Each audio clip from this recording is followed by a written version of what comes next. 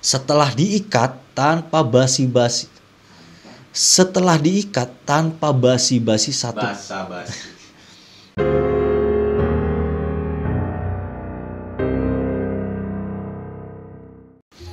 Hello guys, welcome to my channel. Gimana kabar kalian semua? Sehat? Sip, mantap. Kali ini guys, gua mau cerita salah satu pembunuh berantai yang terkenal, namanya Dennis Lynn Rader. Dennis Lynn Rader ini lahir pada tanggal 9 Maret 1945 di Pittsburgh, Kansas. Dia terlahir dari keluarga yang cukup mapan. Jadi ayahnya ini adalah seorang anggota Korps Marinir ya di Amerika itu. Kemudian ayahnya pensiun pada tahun 1948. Ayahnya bekerja di perusahaan listrik. Perusahaan listrik itu terletak di Wichita, Kansas. Jadi mereka sekeluarga pindah mengikuti tempat kerja ayahnya ke Wichita, Kansas. Semasa kecil si Dennis Lynn Rader ini adalah termasuk sosok anak yang rada pendiam. Dia itu rada pendiam. Jadi menurut teman-temannya si Dennis ini sangat jarang berkomunikasi, pendiam. Tapi dia adalah anak yang pintar, anak yang fokus, dan anak yang selalu mengatur kata-katanya gitu. Jadi maksudnya nggak asal ngomong, nggak asal jeplak seperti itu ya. Jadi anak yang mungkin karena didikan keluarga juga ya, jadi bisa rapi gitu nih anak dari kecil gitu. Cuman dari kecil ini si Dennis ini punya sifat yang nyeleneh ya, sifat nyeleneh gitu. Dia itu selalu berimajinasi tentang perbudakan, tentang pembunuhan seperti itu. Dia ngebayangin kalau gimana kalau gadis-gadis cewek-cewek temennya itu diikat lehernya terus ditarik kayak anjing gitu, seperti itu. Hingga dia pernah melakukan perbuatan membunuh binatang. Jadi peliharaannya itu kayak anjing sama kucing itu dibunuhin, diikat lehernya, dijerat terus digantung. Dia ngebayangin kalau yang digantung itu adalah gadis-gadis muda yang digantung gitu, teman-temannya sendiri. Itu dari kecil loh ya, pikiran anak kecil loh bisa seperti itu. Bahaya banget nih. Hingga beranjak remaja pada tahun 63 si Dennis SMA. Setelah SMA, lulus SMA pada tahun 65 dia masuk perguruan tinggi di Salina atau Wesleyan College. Tapi pada saat kuliah si Dennis ini hanya bertahan selama 2 semester ya. Jadi dia ini termasuk anak yang pemberontak ya. Jadi udah begitu kuliah, udah begitu dewasa, dia jadi males-malesan gitu kuliahnya. Jadi hanya bertahan 2 semester. Kemudian dia tahun 64 itu berhenti kuliah, tahun 66 dia bekerja di Angkatan Udara Amerika. Dia lumayan, jadi itu pangkatnya itu sebagai sersan, cuman ditempatkan di bagian penyediaan alat-alat antena seperti itu. Hingga sekitar 4 tahun kemudian, tepatnya tahun 70, dia keluar dari Angkatan Udara dan menghabiskan waktunya di luar negeri, mungkin jenuh ya, tepatnya di Turki, Korea, dan Yunani. Hingga pada tanggal 22 Mei tahun 71 dia menikah dengan namanya Paula. Dia tinggal di Park City, di kota di provinsi Utah. Dari pernikahan ini si Dennis dikaruniai 2 orang anak bernama Brian lahir tahun 75 dan Carrie yang lahir tahun 1978. Pada tahun 72 si Dennis ini bekerja di perusahaan manufacturer namanya Coleman Corporation. Hingga pada tahun 74 dia pindah kerja ke perusahaan penyediaan alat-alat pesawat itu namanya Cessna. Cuman di perusahaan itu dia dipecat. Selepas dipecat pada tahun 74 itu awal itu dia merasa sebagai laki-laki yang tidak berguna. Jadi stres gitu kan, di rumah aja seperti itu. Hingga menimbulkan pikiran-pikiran imajinasi masa kecilnya itu timbul kembali. Pikiran-pikiran perbudakan, pikiran-pikiran pembunuhan seperti itu muncul kembali di pikirannya itu. Hingga dia melakukan pembunuhannya yang pertama itu pada tahun tersebut, tepatnya pada tanggal 15 Januari tahun 74. Jadi untuk detail pembunuhannya itu sebenarnya kan dia emang sudah merencanakan gitu ya. Dia kan sering nganter kerja istrinya tuh, istrinya tuh kerja di rumah sakit gitu. Tiap hari nganterin, kerjaannya itu aja pada waktu nganggur itu. Nah pada saat nganggur itu dia itu selalu ngincer gadis-gadis yang kira-kira bisa dijadikan korban atau orang yang bisa dijadikan korban. Dia ngincarnya pada saat nganter istrinya itu. Pada saat nganter pulangnya itu dia cari-cari korban mana yang bisa dijadikan korban dibunuh oleh dia. Hingga dia menemukan ada satu keluarga yang baru pindah rumah ke daerah Murdoch. Jadi daerah Murdoch itu dekat sama rumah dia gitu kan. Jadi keluarga Otero ini adalah termasuk keluarga besar ya. Jadi dia mempunyai anak itu 5 orang. Bapak, ibu sama anaknya 5 gitu. Nah si Dennis ini berencana untuk menghabisi semua keluarga Otero ini. Caranya itu teliti banget. Dennis ini memang orangnya pinter gitu. Dia mempersiapkan dari aktivitas keluarga Otero ini setiap hari. Si keluarga Otero ini berangkat kerja jam berapa, pulang kerja jam berapa, kegiatannya itu apa aja setiap hari itu dia amati. Kemudian dia mempersiapkan alat-alat untuk membunuh. Dia mempersiapkan pisau, pistol, dan tali untuk menjerat leher mereka. Hingga pada tanggal 15 Januari tahun 74 jam 8 pagi, si Dennis ini mulai melaksanakan rencananya. Langkah pertama dia memotong kabel telepon rumah tersebut. Dia potong, mungkin rencananya kalau misalnya terjadi kekacauan terus ada yang menelpon itu nggak bisa gitu ya, mungkin menelpon polisi nggak bisa seperti itu. Makanya dia pertama memotong kabel telepon, kemudian dia menyusup ke dalam rumah keluarga Otero, menyusup masuk menunggu keluarga itu datang. Hingga pada siang hari orang yang ditunggu-tunggu oleh Dennis datang. 4 nih, ada bapak, ibu, sama ada anaknya 2 orang. Jadi si Dennis ini memang merencanakan untuk dipergoki di dalam rumah gitu loh. Jadi kan keluarga itu memergoki, hah siapa kamu gitu kan. Nah si Dennis ini bilang, saya buronan, saya lagi dikejar-kejar polisi, tolong bantu saya butuh uang dan mobil untuk melarikan diri. Jelas Tuan Otero menolak dong. Dia menolak, gila kamu, udah pergi aja dari rumahku, pergi kamu. Ditolak. Nah pada saat itu si Dennis langsung mengeluarkan pistol dari sakunya. Mereka ditodong, kemudian mereka diikat semua, kaki dan tangannya diikat. Setelah diikat, tanpa basa-basi satu persatu langsung dibunuh dengan cara dicekik satu persatu, dicekik seperti imajinasinya waktu dia masih kecil. Dicekik satu persatu sampai 4-4-nya mati. Kemudian setelah melakukan pembunuhan ini, Dennis langsung kabur dari rumah. Sebenarnya dia lupa ya, jadi nggak lupa juga sih, maksudnya dia kan tahu jumlah keluarga itu ada 7 gitu. Cuman yang datang waktu itu kan hanya berempat ya. Jadi pada saat si anak yang lain ini pulang, itu yang bertiga ini pulang, dia menjumpai bapak ibunya udah jadi mayat sama saudaranya yang 2 orang udah jadi mayat. Langsung mereka menelpon polisi. Polisi langsung datang dan menyelidiki. Tapi memang pada saat itu polisi sama sekali nggak dapat petunjuk. Sama sekali nggak ada petunjuk itu siapa yang melakukan. Jadi sepertinya si Dennis ini melakukan pakai ini ya, sarung tangan ya, karena nggak ada sidik jari, nggak ada apa-apa. Dan memang kalau mencekik itu kan nggak menimbulkan kegaduhan ya, maksudnya nggak ada darah juga, nggak gaduh seperti suara tembak gitu kan. Mereka udah diikat, disumpel mulutnya terus dicekik gitu kan, nggak bersuara gitu. Jadi tidak ada orang yang mencurigai kejadian itu juga, nggak ada saksi, nggak ada bekas jari gitu loh. Hingga kejadian ini akhirnya menjadi gelap gitu ya.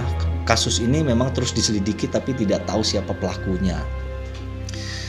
Dennis lanjut melakukan niat pembunuhannya yang kedua. Itu dilakukan pada tanggal 4 April tahun 1974. Korbannya kali ini adalah seorang wanita muda bernama Catherine. Jadi kronologisnya sama ya, dia mengamati dulu segala kegiatan aktivitas dari Catherine ini. pulang kerja jam berapa, berangkat jam berapa, segala macemnya gitu. Hingga setelah matang perhitungan dia pada pagi hari menyelinap ke dalam rumah Catherine. Dengan pertama kali sama, dia memotong kabel telepon dulu. Pagi dia menyelinap, setelah dia tunggu sampai malam itu nggak muncul-muncul nih si Catherine. Akhirnya muncul juga malam hari bersama adiknya bernama Kevin, umur 19 tahun. Setelah si Catherine masuk rumah, langsung muncullah itu si Dennis menampakkan diri, dan dia ngakunya sama. Saya sebagai buronan, saya sedang dikejar-kejar oleh polisi, sambil si Dennis menodongkan pistol ke si Catherine sama si Kevin. Kemudian dia menyuruh si Kevin ini untuk mengikat kakaknya. Kaki sama tangan si Catherine ini diikat sama si Kevin kan. Wah, diikat. Setelah itu si Dennis mengikat si Kevin. Nah, pada saat mau mengikat si Kevin ini, si Kevin berontak, dia melawan. Terjadi perkelahian akhirnya si Dennis sama si Kevin ini, hingga si Dennis berhasil menembak kepalanya atau wajahnya si Kevin. Dar! Begitu si Kevin tembak, tergeletak, si Dennis ini menyangka kalau si Kevin ini sudah mati karena ketembak muka ya, kira-kira udah pasti mati lah ya, darahnya juga kan serem gitu. Jadi dia ngira si Kevin ini udah mati. Dia langsung menuju ke si Catherine. Dia ikat lehernya pakai tali yang udah disiapkan, dia cekik sampai si Catherine mati. Kemudian dia pergi meninggalkan rumah mereka. Ternyata jadi si Kevin ini masih hidup. Pada saat ditemukan polisi keesokan harinya, dia itu masih hidup dan sempat membuat kesaksian. Jadi kejadian pembunuhan itu dilakukan pada saat malam hari. Pada saat malam hari dan lampu belum sempat dinyalakan. Jadi si Catherine sama si Kevin masuk rumah, tahu-tahu si Dennis muncul gitu. Jadi mereka belum sempat nyalakan lampu. Makanya wajah si Dennis ini tidak jelas. Akhirnya dia hanya menggambarkan sosoknya aja gitu, perawakannya tingginya seberapa kira-kira, terus suaranya gitu seperti apa, hanya begitu aja kan susah ya. Hingga polisi tidak menemukan lagi bukti yang kuat siapa pelakunya. Pembunuhan selanjutnya dilakukan Dennis pada tanggal 17 Maret 1974. Korbannya kali ini seorang wanita muda umur 24 tahun bernama Shirley Vian. Jadi kalau menurut saya Shirley Vian ini termasuk korban yang apes ya, sial nih gini ceritanya.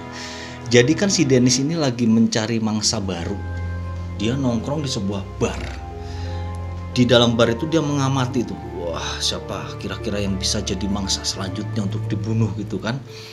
Akhirnya matanya tertuju pada namanya Cheryl.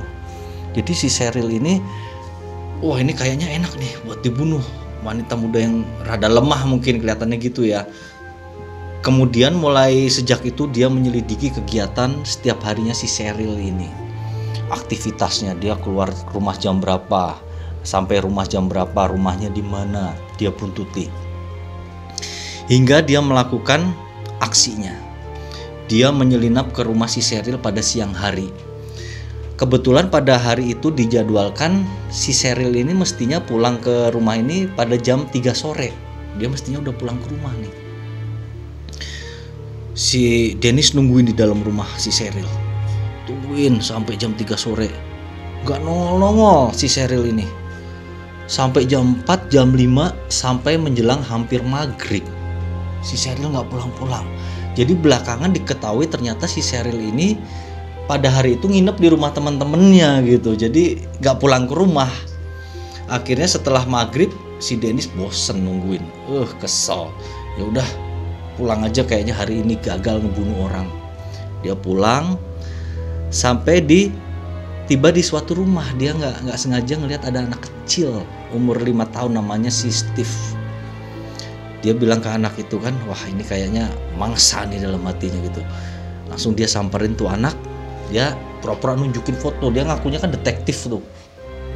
Nak, kamu tahu nggak, kenal nggak foto ini siapa gitu. Dia nunjukin padahal fotonya istrinya sendiri, istri si Dennis sama anaknya gitu. si anak ini kan nggak kenal kan, nggak tahu Pak ini siapa, coba saya tanyain orang rumah gitu kan. Nah si Steven ini terus menuju rumah nih, anak kecil itu diikutin sama si Dennis dari belakang. Begitu si Steven buka pintu, langsung si Dennis ini ngedobrak masuk. Si Steven ini didorong masuk ke dalam. Kumpulkan saudara-saudaramu, saya detektif mau menyelidiki rumah itu, kata si Dennis begitu. Akhirnya kan si Dennis ternyata ada berdua tuh yang keluar tuh, saudara si Dennis. Jadi mereka bertiga disekap tuh sama si Dennis, disuruh duduk disekap sambil ditodong pisau gitu, mungkin mau dibunuh ya. Nah tiba-tiba ada keluar namanya si Shirley Vian ini, yang gadis muda yang awal tadi saya bilang itu kan. Si Shirley Vian baru keluar dari kamar mandi, teriak, dia kaget, wah kaget gitu, langsung cepet-cepet sama si Dennis nih, anak kecil 3 tadi itu dimasukin ke kamar mandi, dikunci, terus si Shirley langsung diikat tangannya, disekap sama dia, diikat tangannya, langsung dicekik sama dia, dibunuh langsung set, biar nggak teriak-teriak terus kan, langsung disekap, dicekik sampai mati. Setelah kejadian pembunuhan yang terakhir ini ya kepada si Shirley Vian ini, si Dennis itu rupanya ingin buat sensasi ya, maksudnya itu dia itu pingin terkenal mungkin. Jadi dia nelpon loh ke surat kabar Eagle namanya, itu ada di kota Wichita itu kan. Dia bilang, halo, saya mau memberi petunjuk padamu bahwa saya adalah seorang pembunuh. Saya meninggalkan petunjuk di perpustakaan di kota Wichita. Kamu lihat itu ada di buku, judulnya buku teknik permesinan seperti itu. Saya adalah BTK atau BTK. Saya adalah Bin, Torture, and Kill. Jadi dia buat istilah nama kerennya dia sendiri gitu, namanya BTK seperti itu. Jadi di dalam surat yang diselipkan di buku di perpustakaan itu, dia menulis bahwa dia bertanggung jawab atas pembunuhan keluarga Otero yang dilakukan pada awal Januari tahun 74 itu. Bahkan sampai kronologis terjadinya pembunuhan secara detail diceritakan sama si Dennis ini. Dia bilang, aku adalah seorang psikopat. Mungkin kalian tidak akan mempercayaiku, tapi percayalah. Itu tulisan dia. Lanjut ke pembunuhan selanjutnya. Kali ini korban malangnya adalah bernama Nancy Fox, berumur 25 tahun. Seperti biasanya dia membuntuti si Nancy Fox ini dan mengamati aktivitas dia tiap hari. Hingga tibalah saatnya dia melakukan aksinya, dia menyelinap ke dalam rumah Nancy Fox. Setelah itu Nancy Fox datang ke rumah, dia langsung si Dennis menodongkan pistolnya. Cuman kali ini rada berbeda karena si Nancy Fox ini diperkosa dulu sebelum dibunuh. Jadi dia memperkosa si Nancy Fox tidak melawan karena takut diancam sama senjata pistol. Setelah diperkosa dia langsung dicekik terus dibunuh. Kemudian keesokan harinya si Dennis ini menelpon kepolisian. Dia menelpon kepolisian bahwa telah terjadi pembunuhan di rumah Nancy Fox dan pelakunya adalah saya. Dan polisi sigap ya. Jadi pada saat si Dennis itu udah mulai mengeluarkan kata-kata mencurigakan, langsung direkam itu. You will find a homicide at 843 South Pershing. Nancy Fox. I'm sorry, sir, I can't understand you. What is the address? 843 South Pershing. That's correct. Jadi si polisi ini langsung menyebarkan suara si Dennis ini. Siapa tahu daerah situ atau kota Wichita itu ada yang kenal dengan suara itu kan. Ternyata tidak satupun yang mengenali, sampai ke teman dekatnya si Dennis, sampai ke teman-temannya si Dennis itu juga nggak ada yang kenal bahwa itu suaranya si Dennis. Jadi kayaknya suaranya dirubah-rubah gitu kali ya, jadi biar beda gitu. Kemudian pada bulan Januari tahun 78, jadi si Dennis ini ngirim puisi dia ke surat kabar lokal itu. Puisinya pokoknya itu intinya tentang bahwa dia telah membunuh Shirley Vian. Kemudian beberapa minggu kemudian dia kembali mengirim lagi. Kali ini dia mengirim surat kepada televisi lokal. Kalau ini dia ngakunya lebih banyak nih. Dia mengaku di surat itu telah membunuh Shirley Vian, telah membunuh si Nancy, telah membunuh keluarga Otero gitu. Terus di surat itu dicantumkan nama kerennya dia gitu, BTK, Bind, Torture, and Kill. Hingga mulai saat itu namanya mulai terkenal sebagai nama pembunuh BTK. Setelah pembunuhan yang terakhirnya ini, pembunuhan kepada si Nancy ini, dia itu vakum membunuh ya, dia vakum membunuh. Dia pada tahun 85 ya, tepatnya 8 tahun kemudian itu dia baru melakukan pembunuhan lagi. Nah, dalam rentang 8 tahun ini dia itu telah menjadi anggota jemaat gereja yang aktif. Dia pengurus gereja aktif loh, taat beribadah orangnya itu. Tapi mungkin sempat ngerem nafsu membunuh dia cuma sebentar ya, meskipun beribadah gimana juga ya. Tapi kalau udah sifatnya udah mendarah daging itu mungkin dorongannya terlalu kuat, hingga dia melakukan lagi pembunuhan selanjutnya pada tahun 1985, tepatnya pada tanggal 27 April. Sasarannya udah nggak, mungkin dia udah malas yang jauh-jauh ya, tetangganya sendiri dibunuh, namanya si Marin Hitch, umurnya 53 tahun. Jadi motifnya tuh selalu sama gitu, dia motong kabel teleponnya dulu, terus menyelinap ke dalam rumah si Marin Hitch. Si Marin Hitch pulang malam hari bersama temannya waktu itu. Setelah ngobrol-ngobrol, temannya pulang. Si Marin Hitch kemudian ke kamar tuh, ke atas, ke lantai 2 ke kamar tidur. Si Dennis sudah di dalam rumah tersebut ngumpet. Setelah beberapa saat dikira-kira si Marin ini udah lelap, dia langsung menuju kamar si Marin, dicekik sampai mati. Setelah dicekik sampai mati, si Marin ini jasadnya diambil, jadi digulung sama spray, diangkut, dibawa ke mobil, dimasukin bagasi mobil, dibawa ke gereja tempat dia suka beribadah. Di bawah tanah tuh kan, gereja ada bawah tanahnya tuh, dia ngegali terus dikubur di situ mayat si Marin Hitch itu. Jadi beribadah taat juga, membunuh masih tetap gitu ya si Dennis ini. Lanjut, korban selanjutnya itu terjadi pada tanggal 16 September 86. Kali ini korbannya adalah seorang ibu rumah tangga berumur 28 tahun bernama Vicky.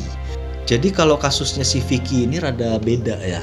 Jadi dia pura-pura nyamar jadi tukang reparasi telepon. Dia berkunjung ke rumah si Vicky, terus saya dari istilahnya Telkom gitu ya, istilahnya saya jadi petugas mau mengecek telepon seperti itu. Jadi dia masuk ke dalam rumah, begitu masuk langsung nodong pistol tuh, si Vicky ditodong pistol, disekap, langsung dicekik sampai mati. Itu langsung nggak pakai macem-macem ya, langsung bunuh mati itu si Vicky. Korban selanjutnya bernama Dolores, dia udah tua juga ya. Ini dilakukan pada 19 Januari 91. Jadi si Dolores ini umurnya 62 tahun. Nah ini dia beda lagi nih. Kalau si pembunuhan si Dolores ini, si Dennis ini pura-pura jadi gelandangan, pura-pura jadi pengemis di depan rumahnya si Dolores. Pura-pura kelaparan gitu, minta makan kan. Sampai si Dolores kan kasihan, udah sini saya kasih makan, silahkan masuk ke rumahku. Begitu masuk rumah, ada kesempatan langsung dicekik, jebret, mati langsung si Dolores. Pembunuhan terhadap Dolores inilah pembunuhan yang terakhir dilakukan oleh si Dennis ini. Kemudian 30 tahun berlalu ya. Jadi selama 30 tahun ini Dennis ini tidak terlacak loh perbuatannya. Dia aman, bahkan jadi jemaat gereja, jadi anggota gereja itu aman gitu.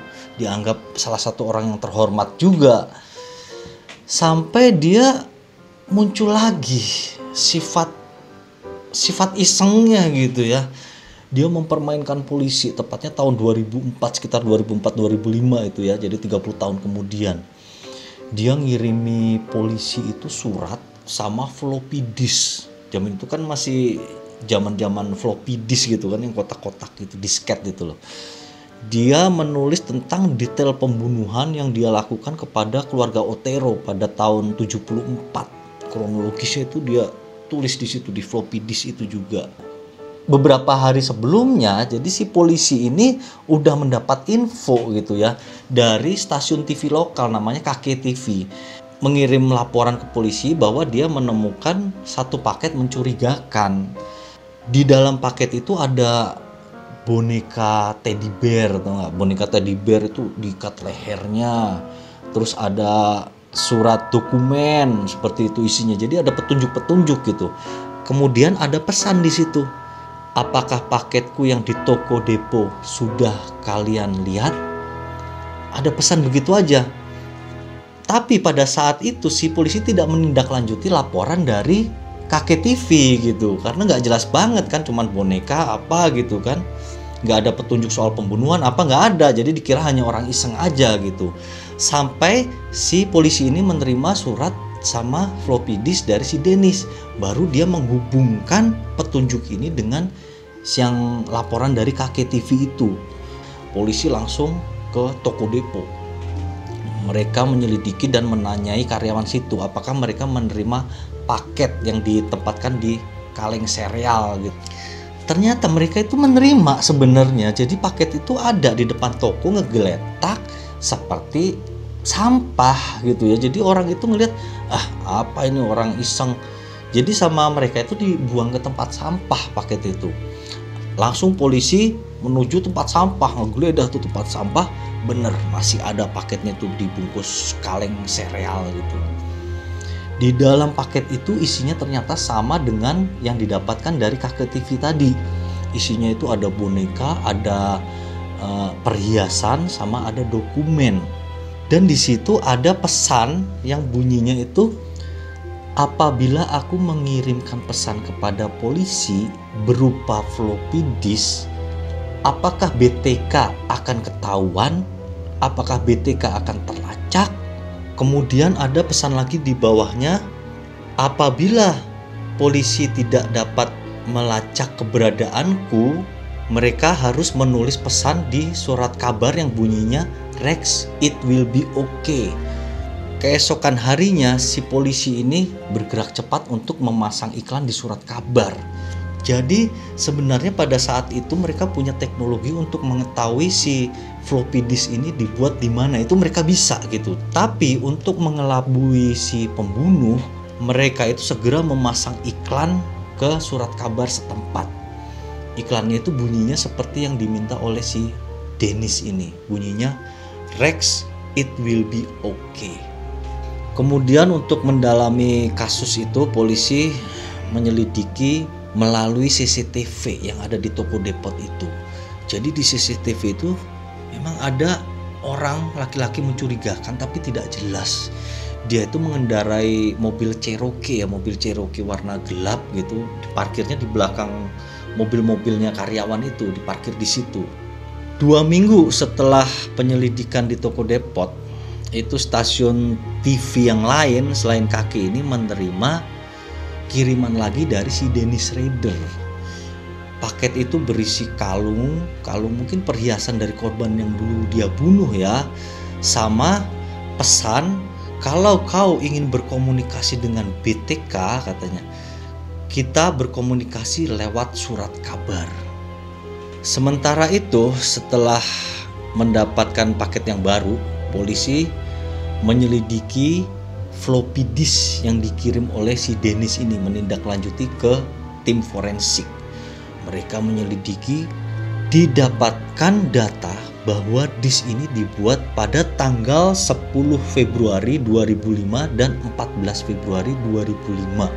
Floppy disk ini dibuat di sebuah gereja bernama Christ Lutheran, dan pengakses komputer terakhir itu namanya adalah Dennis Rader, salah satu anggota jemaat gereja tersebut.